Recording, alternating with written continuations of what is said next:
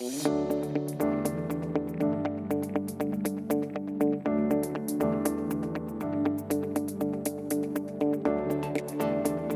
good morning, everyone. My name is Chris-Beth Cowie, and I'm the host of BizGrams, the founder of Empowered Facts. And we've created this platform to celebrate and share the stories of dynamic entrepreneurs. And I'm really excited because I've known this entrepreneur in particular for a number of years now. And so Shakira Rouse, thank you so much for being here with us this morning. How are you doing? I'm doing great. Thank you so much. Awesome. I am super excited. Can you feel my energy? I can always feel your energy. I could definitely feel your energy. Hey, if you were close, you would be getting a hug, but I'm sending you a virtual hug this morning. And to the viewers on IG as well as Facebook, thank you so much for being here with us this morning.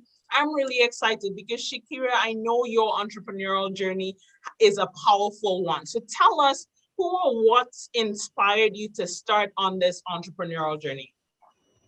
That's a good question.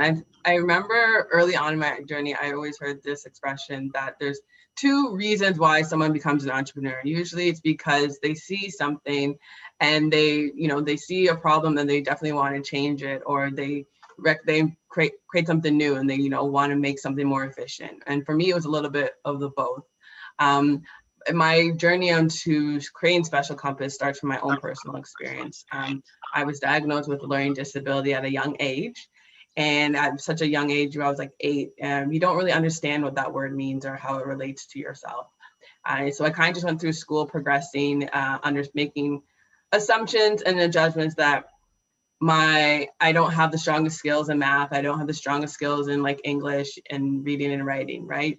So I just accepted basic things for myself. But what I did love was languages. I really had a strong passion for French. It was the only class that I didn't feel I had confidence in. I didn't feel inferior in. And, I picked up Spanish in high school. So when it came time to decide what I was going to study in university, I decided I was going to continue with the languages and do a double major in French and Spanish. What happened was, like everything in life, it doesn't go according to your plan. So I started university with this high ambition, very ambitious kid. And first year went okay. Second year, I was having problems and I couldn't figure out why. And I was never the type of, student to be partying out late or procrastinate on my work. If class was at 12, I was on campus at 9. If it ended at 6, I was on campus till 9, doing what I had to do in the library. Me and professors, teachers, getting extra help is what I could do.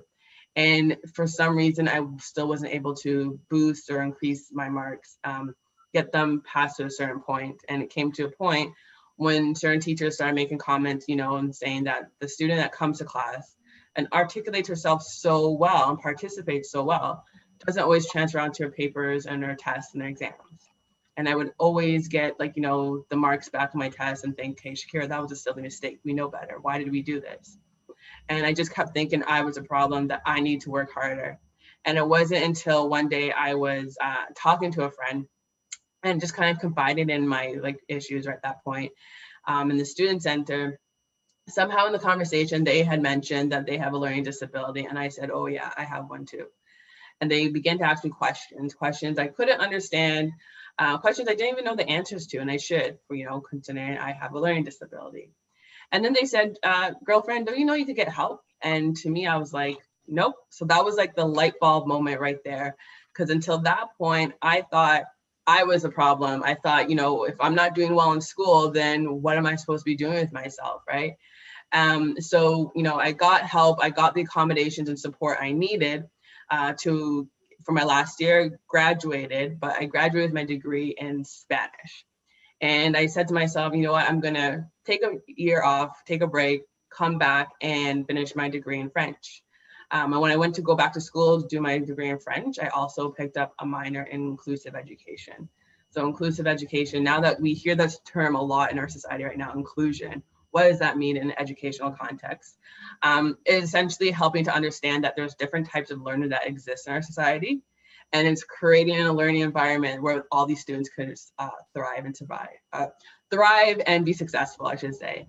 And as I was doing my studies, I began to really understand what it means to have a learning disability.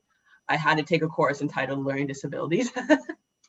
And I was reading the textbook, and I was like saying that, all these things are supposed to be going on in the school system, and what should students with learning disability be doing? And I was kind of like, hey, this is not what happened. And I got upset. And at that point, I said I didn't want another student to have to relive that experience. And that's when I kind of got the idea to create Special Compass. So I really took my experience, my knowledge and education in inclusive education, to create different workshops and bring more information for students, as well as parents and educators. And I think it's important to also include parents and educators in that, because many of these kids, they're young, and as a child's first advocate is their parent, right? So if I want to help change that experience for all students, then it's about empowering and educating and helping to support the team that's around those learners. So talk to us a little bit about some of the challenges that you faced on your entrepreneurial journey to date and the lessons that you've learned. So that's a good question. And I think the biggest thing about being an entrepreneur, and again, one of the quotes I remembered reading in my earlier stages of starting this journey is like, being an entrepreneur is deciding to jump off a cliff and build the plane on the way down.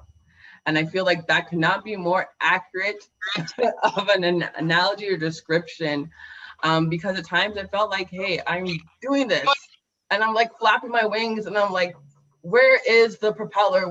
How do I get the things going? How do I take off? Make sure that I'm not going to go crashing into the ground. And so I would say very early on, you make this assumption that you have to be and do everything. I think that's a classic entrepreneurial rookie mistake. You don't. You just need to identify what is it you're good at, what is it like you don't like to do, delegate those tasks elsewhere, but understand what is it that you love to do and just kind of rock with it. And all the other tasks that you may not like, delegate and feel, now that we have the technology, there are a lot of automations and systems that could do things automatically, so some of the tasks don't have to be so tedious. Another thing too is just to really trust yourself. So in the beginning, I kind of was, information hungry. I was doing all these kind of different courses, reading these books, listening to every kind of, podcast, free webinar, doing all those kinds of things, taking advice from every person. And many of them had good intentions, and they had, they were good. But at the end of the day, I realized that sometimes that, people are giving me advice and their intentions and telling me what to do. It's taken me off track from what I really wanted to be going with Special Compass. So it was about me saying, okay, thank you, but I got it from here.